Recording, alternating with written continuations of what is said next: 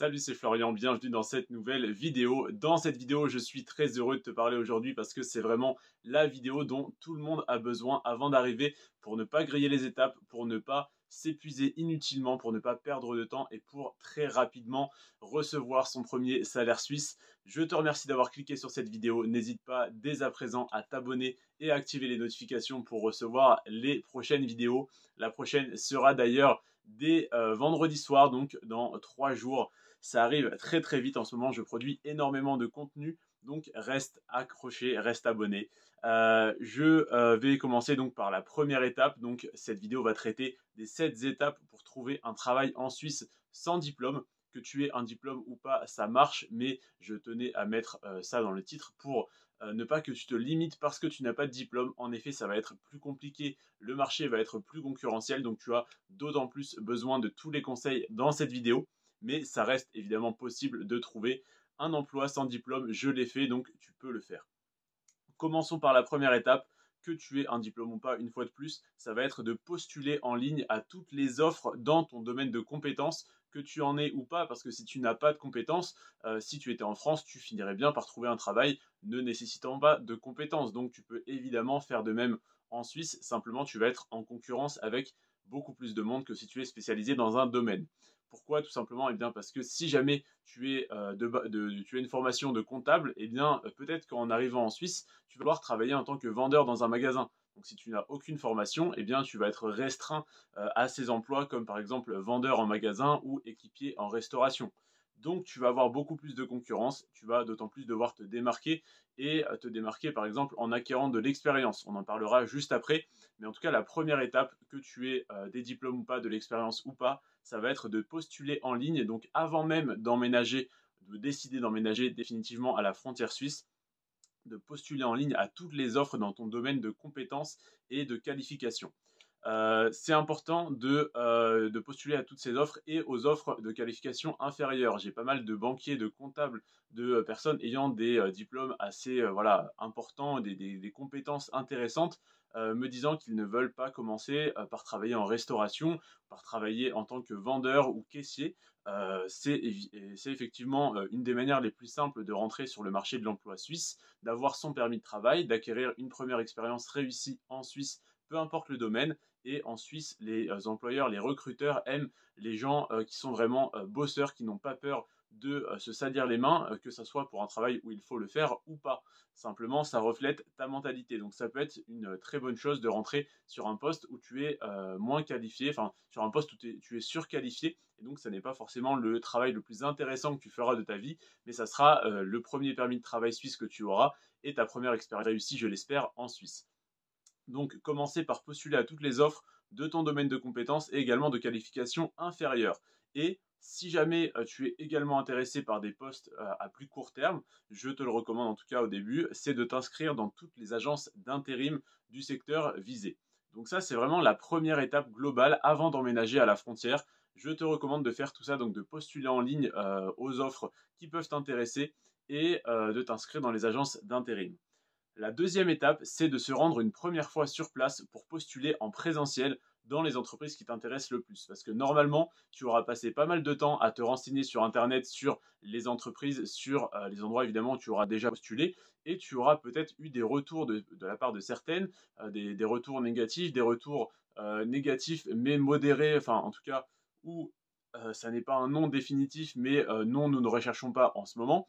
Donc, ça peut être très intéressant d'aller appuyer ta candidature avec un CV papier, une belle lettre de motivation et d'aller le remettre en main propre en demandant toujours à t'adresser au directeur et en ne remettant pas simplement rapidement le CV au premier vendeur que tu croiseras. Donc ça, très intéressant d'aller une première fois sur place pour voir déjà si le cadre de vie, donc à la frontière en France, te plaît, te plaira en tout cas, et si ton environnement de travail, en tout cas la ville que tu vises, si jamais tu vises par exemple Genève, est-ce que la ville te plaît, est-ce que tu t'y sens bien?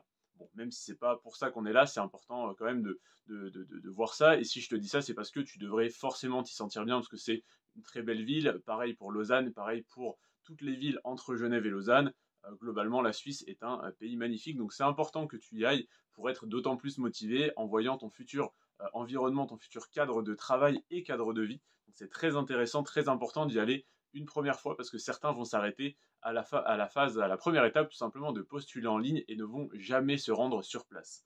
La troisième étape, ça va être de te renseigner sur le logement à la frontière parce que c'est un défi assez important quand tu arrives, de te renseigner donc pour trouver un appartement vert et où tu te sens bien à si possible moins de 30 minutes. Alors ça peut paraître loin 30 minutes, mais rassure-toi, c'est un premier logement. Si tu trouves un appartement à 30 minutes de la frontière et que tu es à 1 heure de route de ton emploi, de ton travail plus tard, tu pourras évidemment déménager une fois que tu auras des fiches de paye, un CDI avec une période d'essai qui sera passée, tu auras beaucoup moins de mal à trouver un logement. Mais dans un premier temps, je te conseille vraiment de trouver un logement à donc moins d'une demi-heure, mais maximum une demi-heure quand même de la frontière suisse, donc de la douane, on va dire.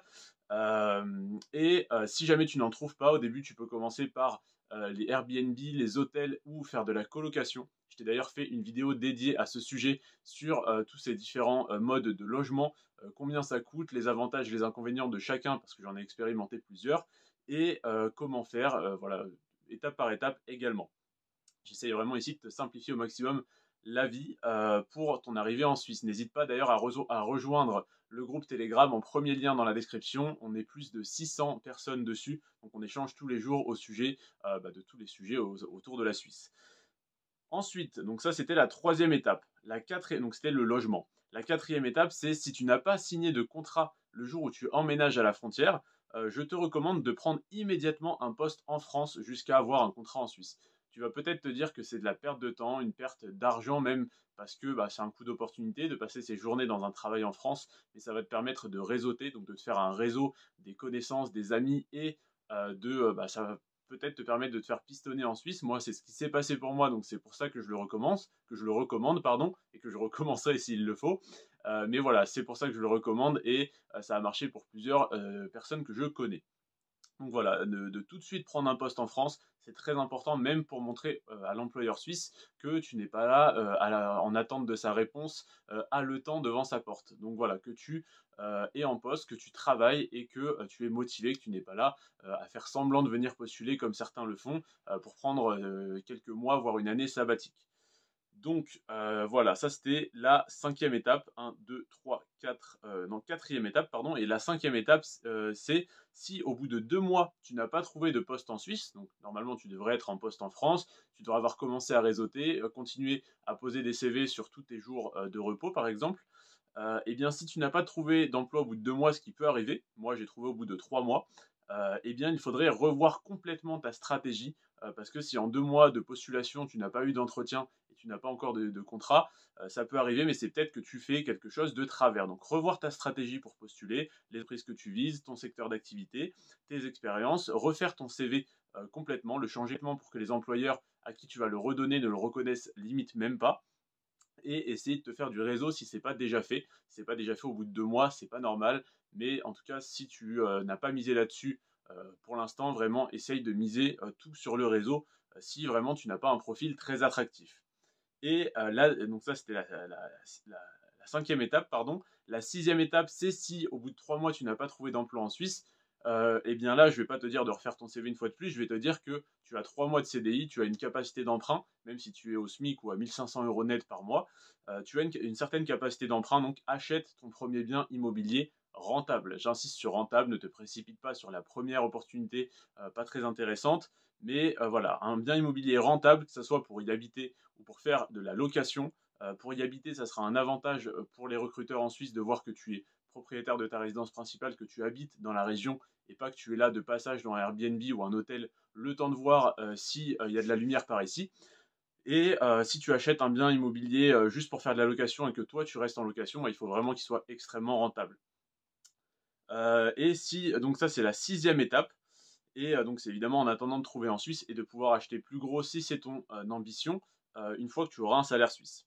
Et si tu n'as pas trouvé de travail en Suisse au bout de 6 mois, alors soit tu peux complètement te réorienter vers un autre projet. Donc par exemple, si tu as eu l'envie de partir travailler en Suisse, tu peux te réorienter vers le Canada ou les fermes solaires en Australie, ou même lancer un business, parce que voilà, c'est que tu as un profil couillu, hein, excuse-moi l'expression, mais voilà, tu as un profil risqué, tu n'as pas peur de faire les choses, de prendre du risque. Donc n'hésite pas à lancer un business, à lancer, que ce soit un business en ligne, un business physique, ouvrir une laverie, je ne sais quoi, ou gérer l'appartement que tu as acheté en Airbnb, parce qu'à la frontière, c'est extrêmement rentable. Enfin voilà, à essayer de développer des sources de revenus de ton côté, ou à partir dans un autre pays comme l'Australie ou le Canada, où il y a également de très belles opportunités de faire 4 000 à 5 000 € par mois. Et donc ça, c'est la première septième étape. La deuxième septième étape, la deuxième possibilité, c'est d'acquérir de l'expérience dans un domaine en France pour avoir un avantage sur le marché de l'emploi en Suisse. Là, par exemple, je vais prochainement prendre un poste de responsable de rayon dans un supermarché en France pour 1 500 € par mois parce que quand mon contrat s'est terminé en restauration en Suisse, je n'ai pas eu envie de retourner sur un poste du même type, mais je pourrais y retourner si besoin, je pense, en allant postuler en disant que j'ai de l'expérience dans ce domaine-là, mais je n'ai pas envie d'y retourner, je préfère viser un petit peu plus haut en termes de salaire et de conditions de travail. Donc là, je reprends un poste en France pendant quelques temps, le temps d'acquérir de l'expérience en tant que manager dans un supermarché, donc responsable de rayon. Et ensuite, j'ai déjà plusieurs supermarchés en ligne de mire en Suisse, dans lesquels j'ai déjà postulé et dans lesquels j'irai appuyer ma candidature en disant que je travaille actuellement en France sur le même type de poste. Et donc, je te recommande de faire de même si jamais tu ambitionnes, si tu vises un certain poste. Ça peut être très intéressant pour toi d'acquérir de l'expérience en France, proche de la frontière, en habitant à la frontière et en travaillant à la frontière côté français, et évidemment en continuant d'aller très régulièrement postuler en